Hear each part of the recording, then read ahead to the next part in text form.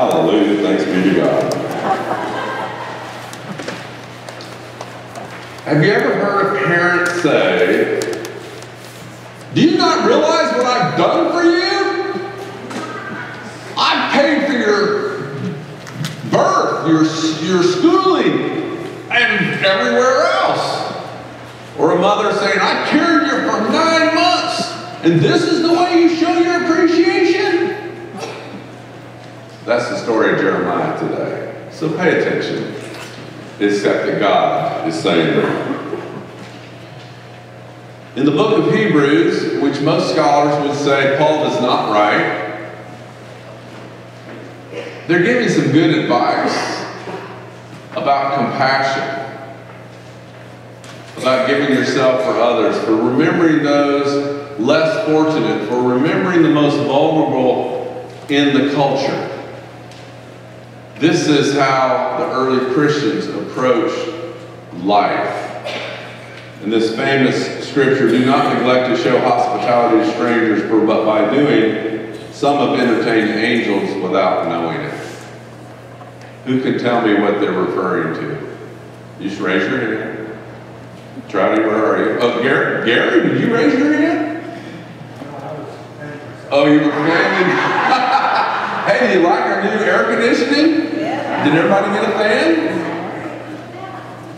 They're referring to when the three angels of the Lord appeared to Abram in the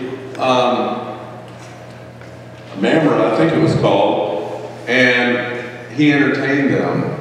And these were the angels that talked about Sarah would be pregnant and talked about Sodom and Gomorrah. So, be careful. Because quite frankly, every single person that you engage is a child of God and maybe an angel. And finally, this mysterious, I have no idea what Laura's preaching on, so I hope I don't step on her words or hopefully enhance them, but Jesus tells a parable, and that's important to remember. The advice he's giving, if it was just advice, it's all through the Old Testament. You know, humble yourselves. And in the Brotherhood Saturday, we talked about defining humility. I define it as a down-to-earth person who doesn't overstate who they are to themselves or others, or understate.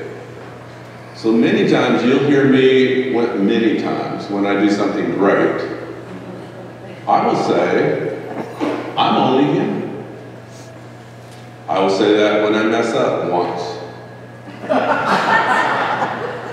We are children of God. You don't need a self-esteem class. You are a child of God, loved by God. And Jesus, the key here, I think, is Jesus is saying it. When Jesus says, love the Lord your God with all your heart, soul, and mind, and your neighbor as yourself, he's quoting the Old Testament. But when Jesus is saying it, he's doing it. Just remember that. I hope I didn't mess you up, Laura.